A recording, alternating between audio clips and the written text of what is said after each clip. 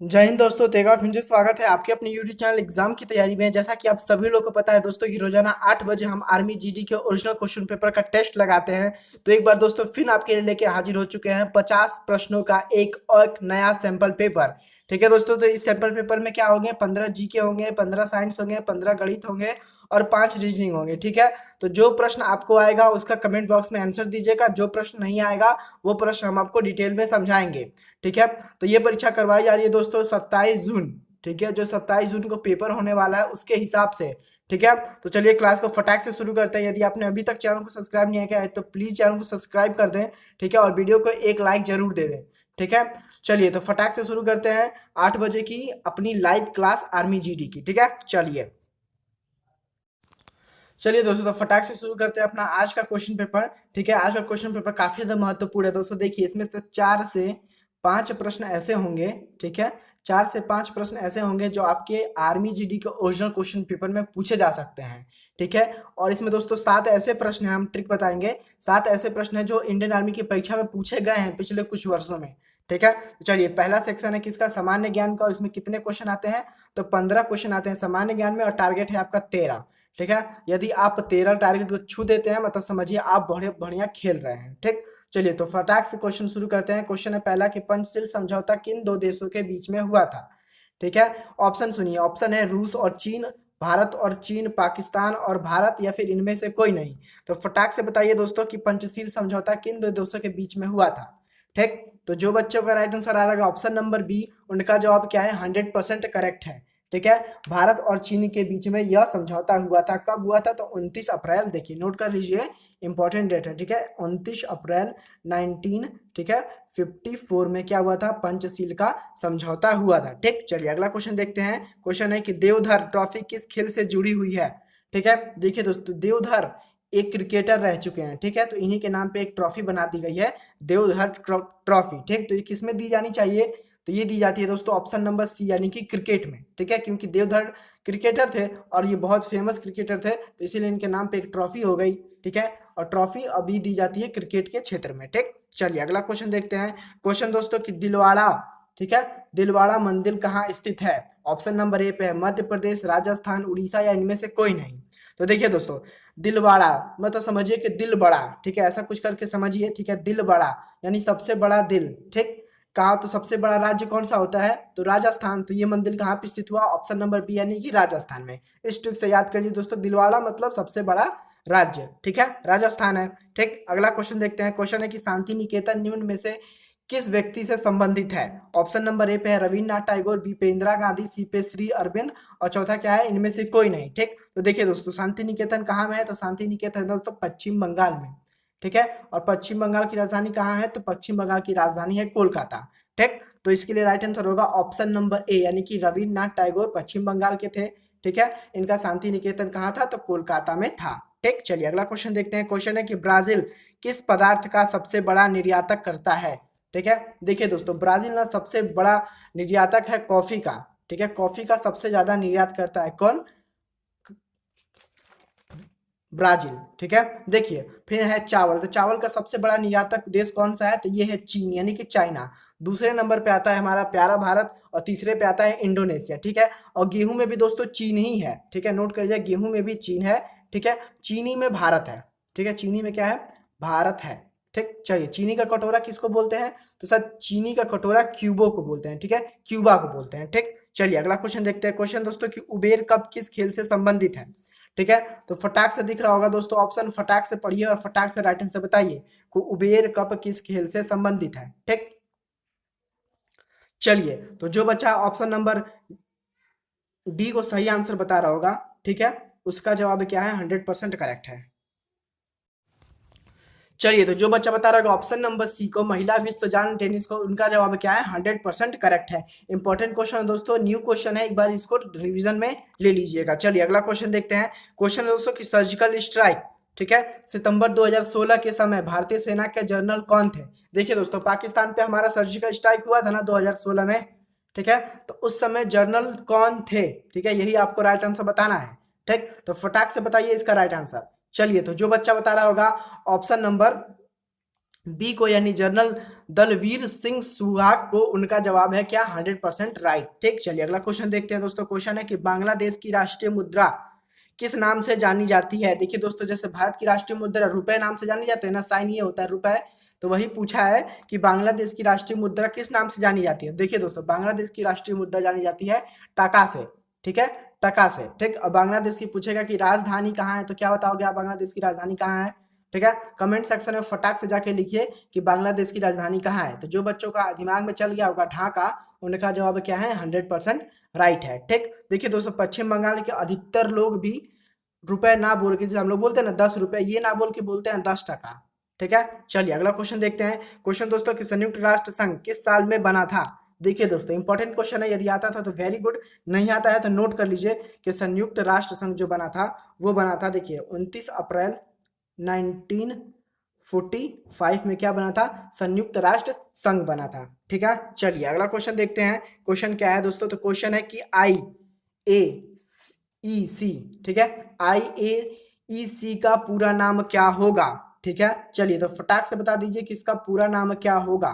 ठीक, तो जो बच्चा बता रहा है ऑप्शन नंबर बी को, यानी कि भारतीय परमाणु ऊर्जा आयोग को, उसका जवाब क्या है 100% करेक्ट है। ठीक, चलिए अगला क्वेश्चन देखते हैं। क्वेश्चन है कि वायसराय भारत को किसका प्रतिनिधित्व करता था। देखिए दोस्तों, वायसराय भारत में किसका प्रतिनिधित्व करता था।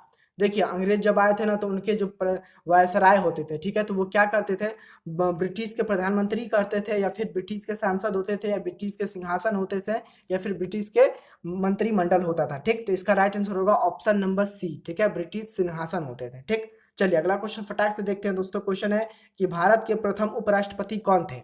ठीक है, तो 4 ऑप्शन है आपके पास, एक ऑप्शन राइट है, फटाक से राइट आंसर को चुन लीजिए। ठीक है, कि भारत का उपराष्ट्रपति कौन है प्रथम। तो राइट आंसर जो बच्चे दे रहे होंगे ऑप्शन नंबर डी को, ये डॉक्टर राधाकृष्णन को, उनका जवाब क्या है 100% करेक्ट है। ठीक, चलिए अगला क्वेश्चन देखते हैं दोस्तों कि चीन ने भारत पे कब आक्रमण किया था।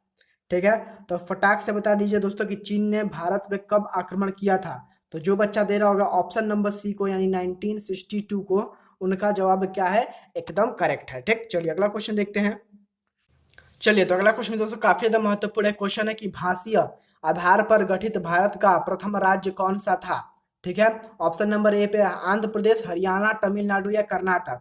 ठीक, तो फटाक से बता दीजिए दोस्तों राइट आंसर, क्योंकि ये भी क्वेश्चन नया है। ठीक, तो जो बच्चे बता देंगे ऑप्शन नंबर ए को, यानी आंध्र प्रदेश को, उनका क्या है जवाब 100% करेक्ट है। वेरी गुड, आप बढ़िया खेल रहे हो। ठीक है, मतलब बढ़िया कर रहे हो। चलिए अगला क्वेश्चन दोस्तों कि भारतीय संविधान की, ठीक है, प्रस्तावना में समाजवादी और धर्मनिरपेक्ष शब्द जोड़े गए थे। कब जोड़े गए थे समाजवादी और धर्मनिरपेक्ष शब्द, बताइए फटाक से। देखिए, ये जो शब्द जोड़ा गया था, ये जोड़ा गया था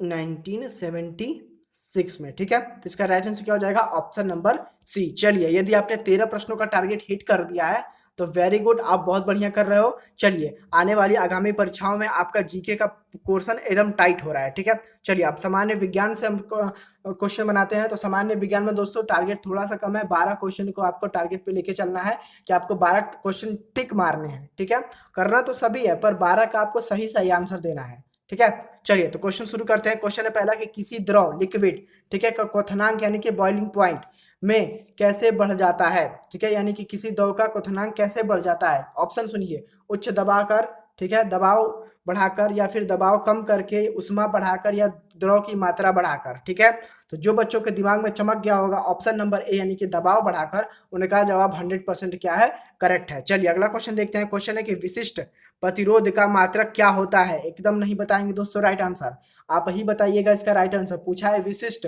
प्रतिरोध, नहीं बोला है कि प्रतिरोध का मात्रक बताओ, तो आप सभी लोग सी बना रहे होंगे। ओह नहीं, गलत हो जाएगा। पूछा है विशिष्ट प्रतिरोध का मात्रक बताओ। ठीक है, एकदम नया क्वेश्चन है, तो फटाक से बताइए। चलिए, तो जो बच्चा दे रहा होगा ऑप्शन नंबर बी को, यानी ओम गुणे मीटर को, उसका जवाब क्या है 100% करेक्ट है। ठीक है, चलिए काफी बच्चे ने राइट आंसर भी दिया है। अगला क्वेश्चन दोस्तों कि निम्न में से कौन सा वस्तु चुंबकीय है। पारा, लोहा, सोना या फिर चांदी, बताइए कौन सा वस्तु चुंबकीय है। ठीक, तो जो बच्चा बोल रहा है ऑप्शन नंबर बी, यानी लोहा को, वो उसका जवाब क्या है 100% करेक्ट है। देखिए दोस्तों, यदि आप लोहे को चार्ज कर देंगे, ठीक है, तो वो चुंबक बन जाएगा। ठीक है, अगला क्वेश्चन दोस्तों कि विद्युत किससे उत्पन्न होता है। फटाक से बताइए दोस्तों, विद्युत किससे उत्पन्न होता है। ठीक है। ऑप्शन नंबर है, पढ़ लीजिए, ठीक है, डायोड, ट्रांजिस्टर, डायनेमो या फिर मोटर। ठीक, देखिए दोस्तों, मोटर तो विद्युत ऊर्जा को किसमें बदलती है, यांत्रिक ऊर्जा में। ठीक है, चलिए तो बताइए क्या राइट आंसर आ रहा है। जो बच्चे दे रहे हैं ऑप्शन नंबर सी को यानी डायनेमो को, उनका जवाब क्या है, 100% करेक्ट है। ठीक, अगला क्वेश्चन दोस्तों कि सोनार नामक यंत्र किस काम आता है। देखिए दोस्तों, सोनार नामक यंत्र जो जहाज में लगता है, ठीक है, उसका देखिए माने ऐसे पानी में जहाज बह रही है, ठीक है, तो वो नीचे की वस्तुओं को देखता है सोनार। ठीक है, समझ रहे हैं ना कि कहाँ कौन सा पत्थर है, कितना बड़ा पत्थर है, ठीक है, सारी जानकारी देता है उसकी। ठीक है, बताइए फटाक से राइट आंसर। हवाई जहाज के स्थान का पता लगाना, पनडुब्बी के स्थान का पता लगाना, या फिर संगीत यंत्र में काम आना, या फिर ऑप्शन नंबर डी इनमें से कोई नहीं। ठीक, तो जो बच्चा दे रहा होगा ऑप्शन नंबर बी को यानी पनडुब्बी के स्थान का पता लगाना, उसका जवाब क्या है, 100% करेक्ट है। मान लीजिए जहाज जैसे ऊपर है और सोनार नीचे लगा हुआ है, ठीक, तो मान लीजिए कोई पत्थर आएगा तो वो जहाज को तुरंत इन्फॉर्म करेगा कि आगे इतने मीटर पे पत्थर है, आपको आराम से जाना है। ठीक, मान लीजिए कोई पनडुब्बी बहुत दूर से आ रही है, ठीक है, हमला करने वाली इस जहाज पे, ठीक, तो वो सोनार बता देगा कि एक पनडुब्बी आ रही है, हम लोग की तरफ सतर्क हो जाए। ठीक है, चलिए अगला क्वेश्चन देखते हैं कि शक्ति पावर का मापक या फिर मात्रक क्या है। ठीक है, देखिए जूल होता है, जूल प्रति मीटर होता है, प्रति सेकंड होता है, जूल प्रति वाट प्रति सेकंड होता है, या जूल प्रति सेकंड वाट होता है।